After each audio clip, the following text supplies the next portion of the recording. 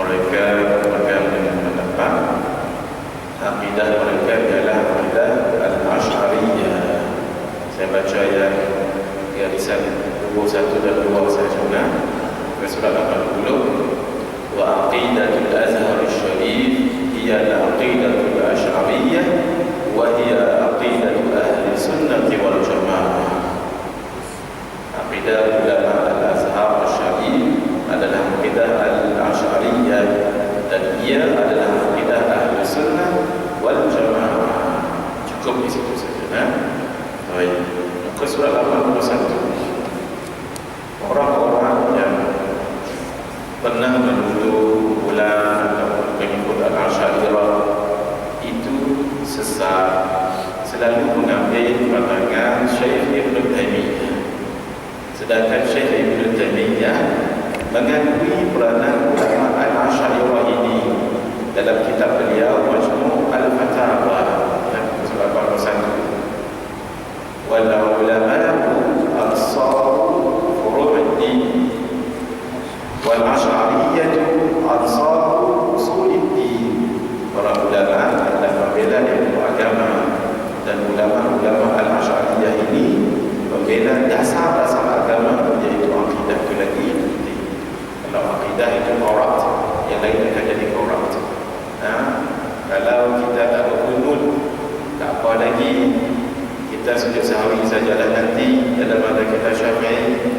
Tapi kalau mengatakan Allah itu duduk bersila di atas langit, itu akidah Yahudi, akidah Nasrani, itu boleh bawa jadi kafir. Muka surat 82. Kita baca kitab ni tuan supaya kita buka minda. Bukan kita kodem sama-sama, tidak. Supaya dimiliki kita. Ini Allah. Tuan saya berpengalaman. Nanti jangan kata orang lain, anak sendiri akan persoalkan kita. You have to provide the answer. Saya setiap bulan usrah di masjid wilayah. Setiap bulan ramai ratusan yang ikut, alhamdulillah, termasuk yang bertugas sukarela dan jadi guide dekat masjid itu untuk pelancong-pelancong yang turis yang datang in English. Jadi ada seorang kakak datang kepada saya, Ustaz, boleh tak bersalam selepas solat? Saya dah pelik lah. Kenapakah anak saya kata ustaz yang mengajar dia kata tak boleh? Kerana Nabi tak buat. Yang konsep tadi itu atau tadi itu Nabi tak buat, tak buat. Saya tanya, anak kami mengaji di mana? Anak saya mengaji di Afrika Selatan. Oh, jauhnya Afrika Selatan. Ingat di Kelantan tadi. Kalau di Kelantan boleh kita tanya pondok mana, dan boleh kita oyak-oyak kita mulia. Ini Afrika Selatan. Allah. Saya waktu itu tak nak tanya which part of Afrika Selatan. Ada madrasah situ bagus, memang ada sunang jemaah, tapi ada juga yang kurang elok kalau dihantar. Tambah lagi budak-budak akan mohon maaf sangat-sangatnya siapa yang dah hantar anak tu, mudah-mudahan baguslah insyaAllah. Tapi sekarang ada satu tendensi di mana orang suka belajar agama in English. Bila in English ada standard sekilah mengaji. Walhal bahasa Arab pun tak lepas. Bukan kita nak rendahkan, tidak. Please, silakan. Tapi takut-takut yang mengajar itu tak sama fahaman dengan kita Asyafi'i. Jadi itu kita risau. Jadi saya pun heran pertanyaan tapi tak payah jawab. Tak apa, boleh tak bersalam lepas solat? Tuan-tuan, nak salam silah. Kalau rasa haus, nak makan, tujuhkan, saya akan diamkan ni dekat. Tak apa, kita tak kata pun yang tak salam lepas solat itu bid'ah, tak ada. Tapi yang pelik, kenapa orang salam itu dikatakan bid'ah? Sebab kita common sense, ya, common sense.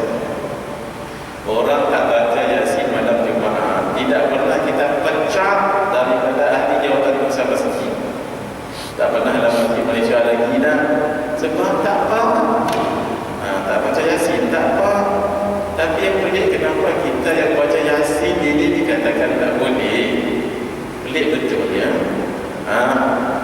Orang kalau dia sembahyang tak berkunut, kita sembunyi tak selepar dia. Jangan. Tak ada. Kalau dia faham dia sujud nantilah sahwi. Tak, kita salahkan dia. Mungkin dia berpandangan pada Maliki kan, tak mahu dia mengaji kat bawah-bawah tak mana-mana. Tapi kenapa kita berguru tinggi dikatakan tak boleh? Walau masing-masing ada dalil. Itu je senang fikir gitu ya.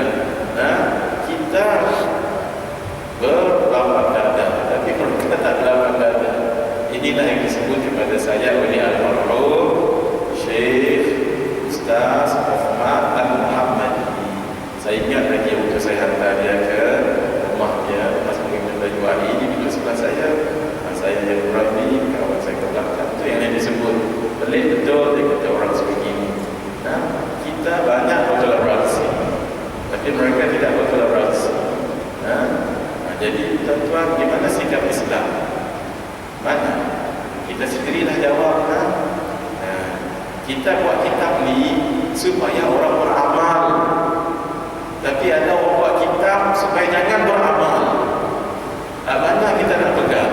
Itu common sense. Itu tak ada. Dalil-dalil tak ada. Kita buat kitab supaya orang beramal. Sila. Kalau boleh kita nak orang di kampung batu apa ni? Batu muda. Hampir-hampir ni sebut batu tua tadi.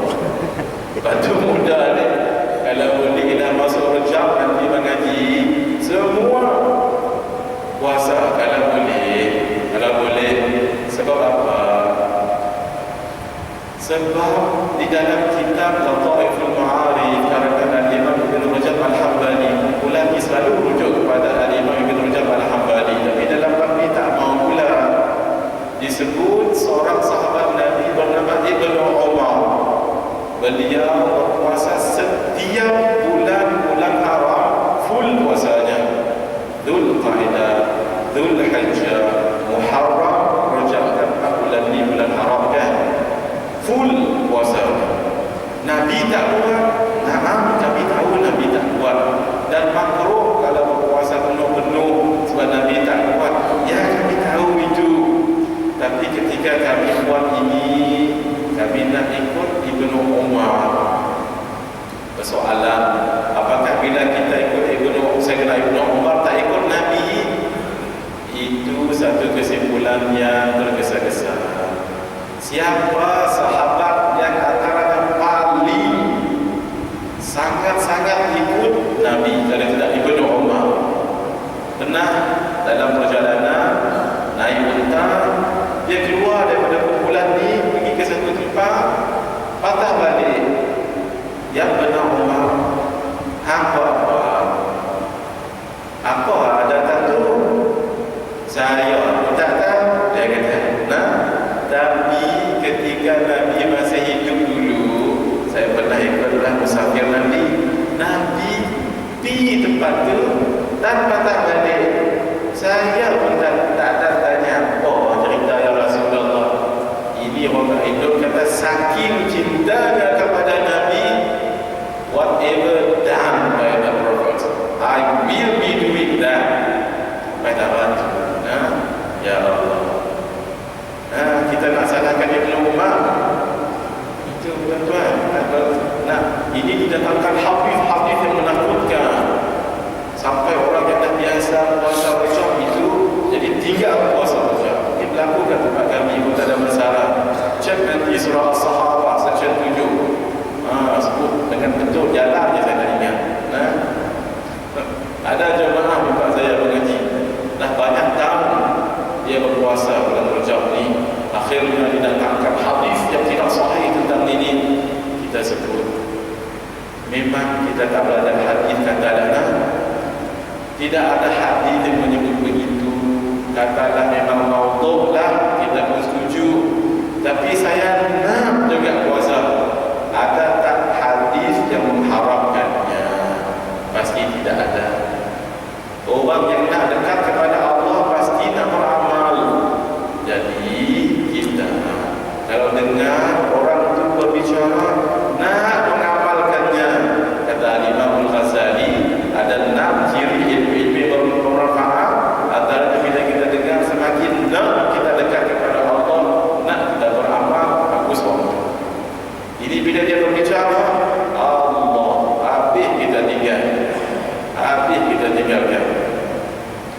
zikir lepas solat buat dengan macam tadi, tak ada Nabi buat 3. Usolli tak ada Nabi buat 3. Doa awal tahun 3, akhir tahun 3, orang mati 3, talqin 3. Kalau 3 saja tak apa, dia plus menjalankan orang yang buat lagi satu perjalanan.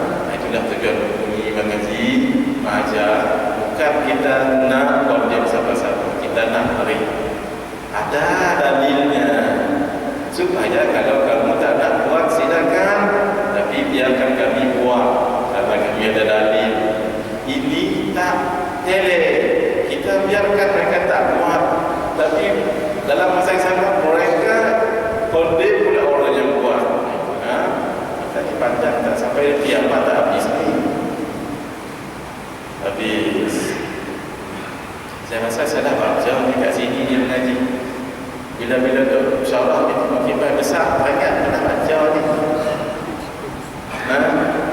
Tak apalah. Sifat 20 saya habis tepat pukul 9 tadi. 9 minit potong gaji dia. Sifat 20 saya tak cerita panjang lah. Sebab 20 sifat saja kan wajib kita beriktikad dengan ijmal ringkas bahawa Allah punya sifat kesempurnaan yang tak terkira banyak. Wajib kita beriktikad yang maha suci Allah daripada bersifat kekurangan yang tak terkira banyaknya. Awal 20 saja. Sebab 20 itu ini namanya sifat uluhiyah. Nak jadi Tuhan mesti ada 20 sifat ni, bukan over tidak. Syurut al-ilahiyah, nak jadi Tuhan, syurut ketuhanan 20 sifat. Hal lain semua niko, hal lain semua masuk bawah dia, masuk bawah dia, masuk bawah dia. Macam kementerian di Malaysia, ada ambil mudah-mudah nak cerita. Kementerian di Malaysia, kalau kata Kementerian Kerja Raya, tapi nak cerita kerja raya, apa kata kerja raya tu, bawahnya semua lah. Tak perlu kita nak wujudkan kementerian jaga lumpuhkan sampah di tepi jalan raya, semua menteri dia. Kementerian alih kenderaan, kalau ada aksiden berlaku, satu kementerian. Kementerian cap jalan, hak mana kuning, hak mana putih, jalan dicat, satu kementerian. Kementerian buat lampu isyarat, habis dari kerajaan. Setiap satu itu ada menteri, cukup satu menteri kerja raya. Bawah semua masuk bawah. Sama sifat 20 ni anda guna mudah kita. Dan sifat 20 ni sifat yang kalau kita mengaji dengan betul syaratnya dan guru yang betul, insya-Allah kemai tauhid kita, insya-Allah. Malaysia dijajah oleh Portugis, oleh Inggris, Jepun, orang kampung tetap tak mau pindah akidah dia. Kemana? Di history tidak pernah berbohong. Kalau dah ada persoalan akidah, banyak kita nak jawab. Contohnya, bolehkah Allah mencipta satu batu yang Allah sendiri tidak boleh mengangkat batu itu? Lagu mana? Bolehkah Allah mencipta satu batu yang Allah sendiri tidak boleh mengangkat batu itu? Mohon maaf, ini kalau bukan kerana belajar, ini subul adab. Perbincangan ini kalau tidak dalam majlis umum macam ini, saja-saja di kedai kopi, bukan dengan belajar, ini namanya subul adab kepada Allah.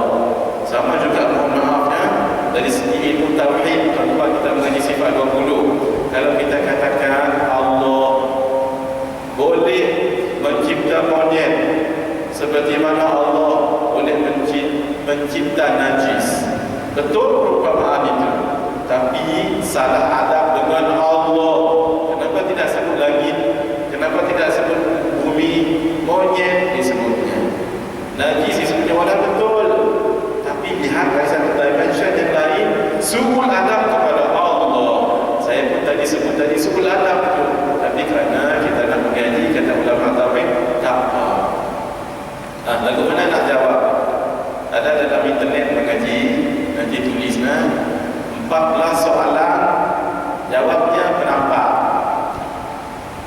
kasar sikit dia punya tajuk 14 soalan, jawapannya penambah. Antaranya soalan ini tadi penambah. Antara soalan lagi, jin dan iblis, hantu semualah kategori itu diciptakan daripada api. Nantinya mereka akan kembali ke mana? Kembali ke neraka. Neraka itu sejuk kah? Api kah?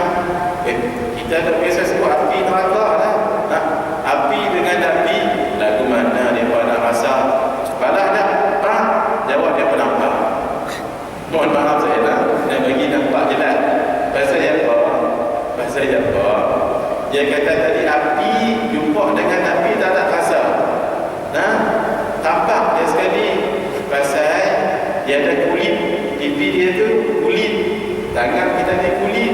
Kulit bertemu kulit. Apa rasa dia? Tahu betul. Ada rasa dia kata. Dan dia lagi sebarang ketika belah. Mohon maaf, Syekh ni jangan masuk internet. Ni jangan masuk internet.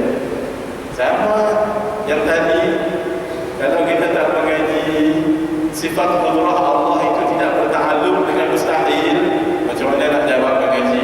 Boleh tapi ia lah tak kemai. Tapi bila orang mengaji sifat 20, ni kita sebut ni.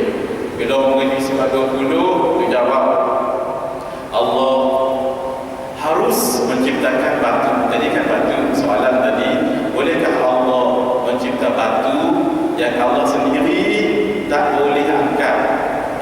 Dalam ni kita mengajak ni, bukan tapak dia janganlah. Dia jangan tapak, dia jawab dengan hujah. Tapi mesti kemas dia berpuluh-puluh. Lagu mana? Allah tidak wajib mencipta batu. Harus bagi Allah mencipta batu yang berat. Kalau Allah nak cipta kapas yang berat, boleh. Kapas 1 kilo, batu 1 kilo, mana lebih berat? Kalau tanya budak-budak begini, batu yang berat, dia dah ingat batu tadi, dia tak ingat kilo tadi. Kapas 1 kilo, batu 1 kilo, mana lebih berat? Tak berat mana-mana, dua-dua berat. Tapi dia kerana ada di channel dia tengok batu kapas, tak ada apa kapas. Kalau kita sebut tadi, dia ada ta'lid dia dengan apa 1 kilo. Tadi Allah boleh cipta batu. Harus bagi Allah. Kayu boleh, air boleh, tak apa. Kerana Allah bersifat dengan qudrah. Bila qudrah, Allah boleh jadikan apa sahaja dengan iradah Allah yang berdasar dengan ilmu Allah. Tetapi oleh kerana kita mengaji sifat 20 ini, mengaji dengan ta'aluknya sekali. Apa maksud ta'aluk? Ta'aluk apa kerja lepas? Apa kerja? Saya ni manusia, apa kerja saya mengajar? Apa kerja saya beritahu orang? Apa kerja saya berniaga pasal malam? Itu maksudnya ta'aluk. Apa kerja dia? Dan kerja dia mesti sesuai dengan Allahnya. Lalu kita kata qudrah Allah. Di kitab kata bukan kita. Kitab kata qudrah Allah ta'aluknya dengan perkara mungkinah, bukan dengan perkara mustahil. Menciptakan batu itu adalah dengan kuasanya Allah. Harus mencipta batu. Tapi mencipta batu yang Allah sendiri tidak boleh angkat, perkara itu mustahil. Kita katakan sifat qudrah Allah tidak bertakluk dengan perkara mustahil. Mesti bertakluk dengan perkara yang mungkin, bukan dengan perkara mustahil. Maka soalan ini tidak kena. Ini menunjukkan kamu sendiri, akal kamu masih belum mencapai tauhid yang sebenar. Ta'aluk ni umpamanya, bagaimana boleh begitu? Bukankah berkuasa? Iya. Kapak. Apa sifat kapak? Membelah. Belah apa? Kayu bala. Bolehkah kapak digunakan untuk cukur misai? Dia memotong dekat kapak ni. Tapi jangan cuba-cuba nak guna musuh pisau ataupun potong rambut ataupun ini. Sifat kapak itu bukankah memotong? Naam, potongnya pada kayu itu, bukan pada janggut dan pada pisau. Kakak-kakak majah-majah di belakang. Ini nak raya-raya nanti. Nak buat biskut kan ada satu penimbang. Comel je, kecil je penimbang. Penimbang tu nak timbang felah, nak timbang tepung. Timbanglah situ berapa gram gula, berapa kecil je. Baik. Penimbang itu sifatnya menimbang. Bolehkah saya gunakan timbang ini untuk menyukat lori 2 tan? Sifat yang menimbang juga betul, tapi dia tak ada kena mengena dengan lori. Di Puspakom 5 tan sila. Ini rosak saja, tak ada buat donat saya habis rosak. Jangan kena lori. Anak paling bungsu tu pun pecah habis. Itu namanya ta'alum. Ini kena mengaji. Bagi kemas boleh, nampak cakap boleh. Apalah kita tahu hakikat sifat 20 itu. Lagi kau mengaji, kau sedap. Itu tauhid kita tinggi mantap. Jadi syaratnya kena orang sedap juga lah ngaji je. Dan kena khatam juga. Kita sambung lagi lah. Dan gaji kena betul. Bersembilan. Tak ada apa saya sebab lepas ni saya ada pengajian tempat lain lagi. Jadi tolong pengaji, tolong kita tanda tadi ni lah tauhid 3 kita sambung dalam ke sudah rasanya ni. Sudah ada sini kan. Doa saya sudah sini. Muhkamah mutasyabihat. Tapi nak kena khatam juga lah bab akidah ni kalau sudah masuk firman nanti bulan sekali kita faham. Tapi kena mengaji, kena bawa kitab lah. Jadi saya nanti bawa kitab mengaji dekat ni lah. Ustaz beritahu harga Ustaz. Ya. Kena bagi tahu harga Ustaz.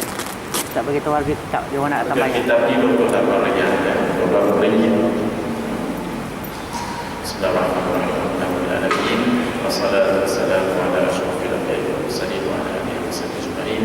Allahumma ij'alna minal ladzina yastami'una al-qawla fayattabi'una ahsana.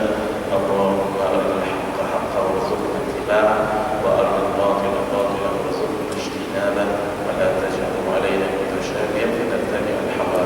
Wassallallahu ala sayyidina Muhammadin wa ala alihi wasahbihi ajma'in. Doa yang saya baca tadi itu jangan tinggalkan. Sebab zaman sekarang ini kita jadi keliru. Ustaz mana yang kita lakukan, syekh mana yang kita lakukan. Doa tadi itu wajiblah kita baca sekarang.